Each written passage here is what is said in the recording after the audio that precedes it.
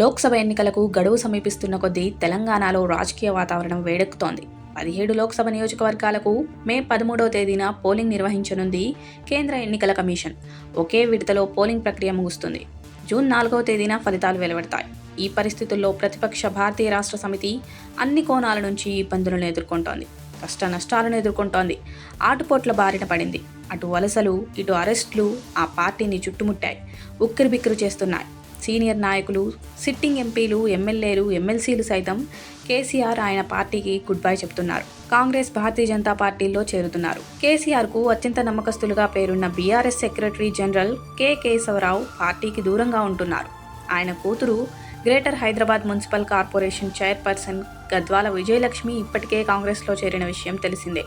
కేశవరావు కూడా కాంగ్రెస్లో చేరతారంటూ ప్రచారం జరుగుతోంది. బీఆర్ఎస్కే చెందిన మరో సీనియర్ నాయకుడు కడియం శ్రీహరి ఆ పార్టీకి గుడ్ బై చెప్పడం, కూతురు కడియం కావ్యతో సహా కాంగ్రెస్లో చేరారు.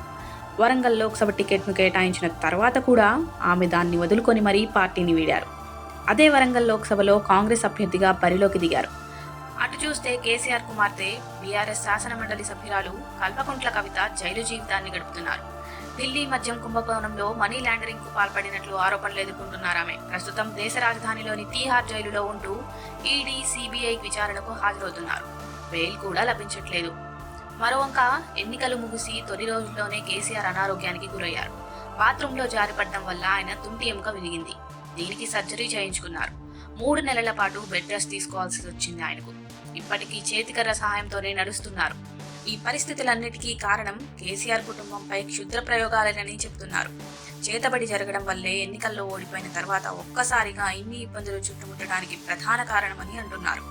తాజాగా హైదరాబాద్ నందినగర్లో గల కేసీఆర్ ఇంటి పక్కన ఖాళీ స్థలంలో క్షుద్ర పూజలకు సంబంధించిన ఆనవాళ్లను గుర్తించారు. కేసీఆర్ ఇంటి ప్రహరీ గోడకు ఆనుకుని ఉండే ఖాళీ స్థలంలో క్షుద్ర పూజలు చేసినట్లుగా ఆనవాళ్లు కనిపించాయి. క్షుద్ర పూజలు చేశారనడానికి గుర్తుగా అక్కడ నిమ్మకాయలు, ఒక బొమ్మ, మిరపకాయలు, పాలిథిన్ కవర్లో పెట్టిన నల్ల కోడి ఈకలు, కోడిగుడ్డు, కుంకుమ ఉన్నాయి. స్థానికులు ఈ విషయాన్ని కేసీఆర్ ఇంటి సెక్యూరిటీ దృష్టికి తీసుకెళ్లడంతో ఇది వెలుగులోకి వచ్చింది.